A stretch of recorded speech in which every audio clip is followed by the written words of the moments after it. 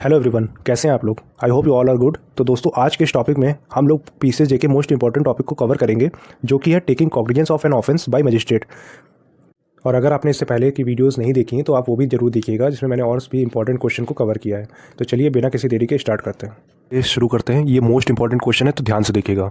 What is the mean by taking cognizance of an offence by magistrate and under what circumstances can a magistrate take cognizance of the offence. तो question है कि magistrate द्वारा संज्ञान लेने का मतलब क्या है और किन परिस्थितियों में मजिस्ट्रेट संज्ञान ले सकता है। चलिए इसका आंसर देखते हैं। The expression cognizance is not defined in the code. The expression used to indicate a point when magistrate takes judicial notice of an offence with a view to initiate criminal proceeding. तो दोस्तों, cognizance को इस code में कहीं भी define नहीं किया गया है, लेकिन इससे रिलेटेड प्रोविजन सीआरपीसी के चैप्टर 14 में सेक्शन 190 से 199 में दिए गए हैं। तो मजिस्ट्रेट द्वारा कॉग्निजेंस लेना तब कहा जाएगा जब कोई अपराध होता है और उस अपराध की सूचना मजिस्ट्रेट को प्राप्त होती है। सूचना मजिस्ट्रेट को 3 प्रकार से प्राप्त होगी, या तो कंप्लेंट के थ्रू, या पुलिस रिपोर्ट के थ्रू, या फिर किसी अन्य व्यक्ति के द्वारा, या फिर स्वयं मजिस्ट्रेट के ज्ञान पर।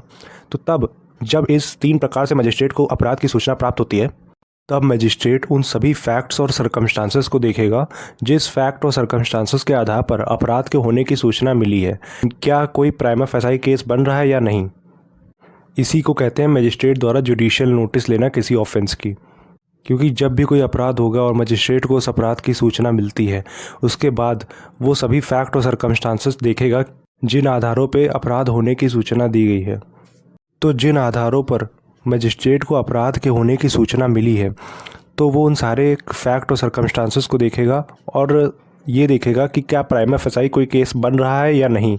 अगर मजिस्ट्रेट को उन सभी फैक्ट और सर्कमस्टांसेस के आधार पर ये लगता है कि प्राइमा फेसाई केस बन रहा है, तब वह फर्दर इंक्वायरी या ट्रायल प्रोसीडिंग स्टार्ट कर देगा।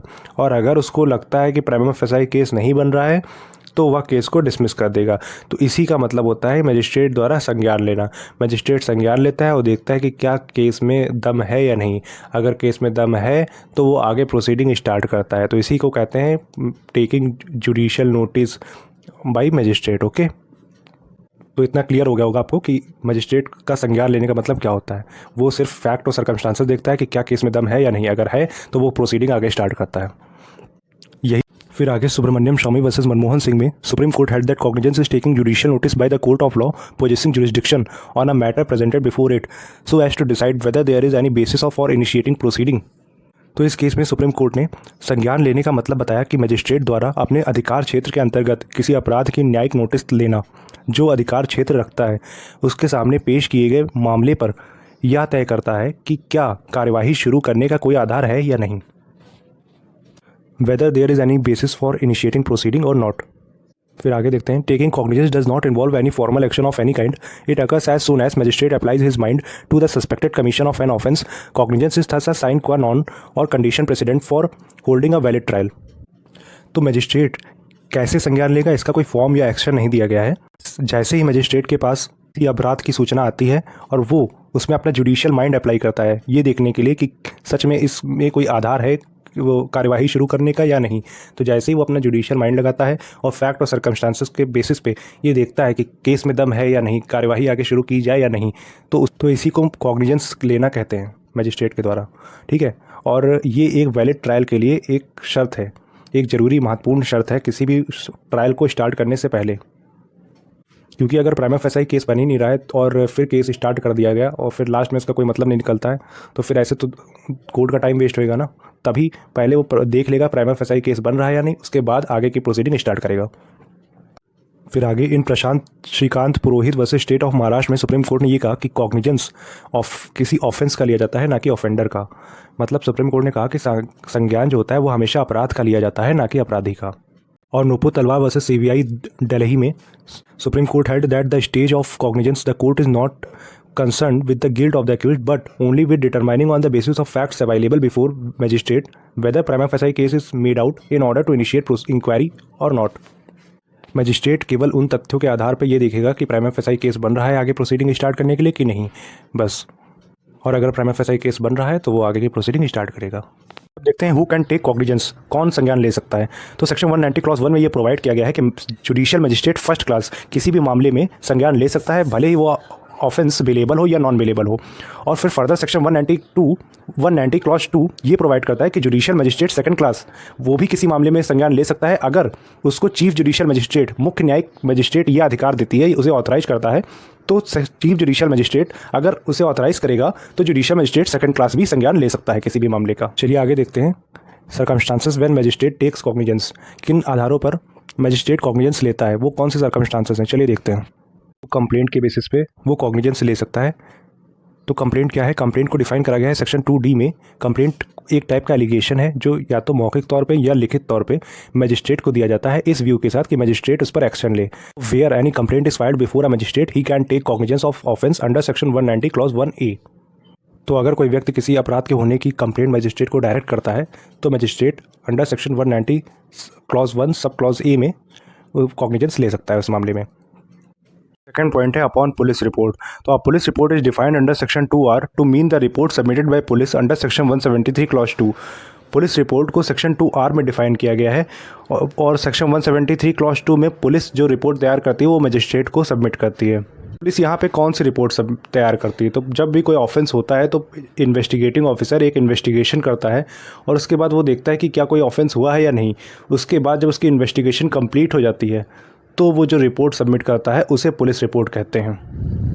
अब यहाँ पुलिस रिपोर्ट दो टाइप की होती है, या तो फाइनल या क्लोजर रिपोर्ट या चार्जशीट।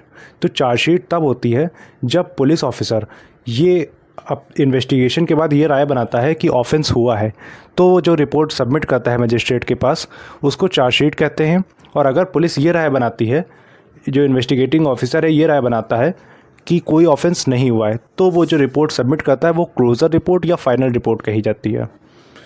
और फिर आगे पुलिस चाहे क्लोजर रिपोर्ट सबमिट करे या फाइनल रिपोर्ट सबमिट करे, ये मजिस्ट्रेट के डिस्क्रिप्शन पे है। अगर मजिस्ट्रेट को लगता है ऑफेंस हुआ है तो पुलिस ने भले ही क्लोजर रिपोर्ट सबमिट की हो, मजिस्ट्रेट फर्दर इन्वेस्टिगेशन के लिए बोल सकता है। फिर आगे thus the magistrate is given discretion to take cognizance of any offence, however such discretion is discretion to be exercise soundly. Janardan के केस में सुप्रीम कोर्ट ने कहा कि किसी भी अपराध का संज्ञान लेने का विवेकाधिकार न्यायालय को दिया गया है, चाहे वो अपराध कोई भी हो। हालांकि इस तरह के विवेक का प्रयोग न्यायालय को अच्छी तरह से करना चाहिए। Third point upon information received otherwise, section 190 clause 1 sub clause C। So according to section 190 clause 1 subclause C, the magistrate is empowered to take cognizance of an offence upon receiving information from any person not being a police officer or upon his own knowledge that such an offence has been committed. Magistrate police के अलावा किसी अन्य व्यक्ति के द्वारा दी गई सूचना पे भी संज्ञान ले सकता है या वो सुमोटो किसी भी केस में संज्ञान ले सकता है। सुमोटो मतलब अपनी खुद की नॉलेज में लगता है कि यहाँ पे अपराध हुआ है तो संज्ञान ले सकता है। हालांकि जब भी पुलिस से अलावा कोई व्यक्ति की सूचना पर या स्वयं अपनी जानकारी पर मजिस्ट्रेट संज्ञान लेता है तो अभियुक्त को सूचना दी जाएगी कि अन्य किसी मजिस्ट्रेट से जांच अथवा विचारण करने का वह हकदारी है। उसकी आपत्ति पर मामला दूसरे मुख्य न्यायिक मजिस्ट्रेट द्वारा निर्धारित मजिस्ट्रेट के पास भेज दिया जाएगा। फिर लास्ट पॉइंट है cognizance with in time limit prescribed. तो सेक्शन 467 से 473 में पीरियड ऑफ लिमिटेशन दिया गया है कि वो किस पीरियड तक कोई ऑफेंस हुआ है और उसकी कॉग्निजेंस ले सकता है। तो magistrate no magistrate will be allowed to take cognizance of an offence after the expiry of such period unless delay has been properly explain. तो मजिस्ट्रेट ऐसे किसी भी ऑफेंस की कॉग्निजेंस लेने नहीं लेगा अगर उस ऑफेंस की पीरियड ऑफ लिमिटेशन एक्सपायर हो गया है। हाँ, वो ले सकता है अगर उस ले सकता है जब मजिस्ट्रेट को प्रॉपर्ली एक्सप्लेन किया जाए कि क्यों डिले हुआ, क्या रीज़न था। तो अगर रीज़न वैलिड होगा तो मजिस्ट्रेट संज्ञान ले सकता है। करते आपका एक और इंपॉर्टेंट क्वेश्चन कवर हो गया, आप इसको पूरा नोट डाउन कर लीजिए। और अगर वीडियो अच्छी लगी हो तो प्लीज़ लाइक करिए और सब्सक्राइब कर दीजिए। मैं और इंपॉर्टेंट क्वेश्चंस की सीरीज़ लाता रहूँगा। मिलते हैं एक और इंपॉर्टेंट क्वेश्चन के साथ, तब तक के लिए मेरे चैनल को सब्सक्राइब कर लीजिए और बेल आइकन को क्लिक कर दीजिए जिससे आपको मेरे आने वाली वीडियो का नोटिफिकेशन मिल जाए।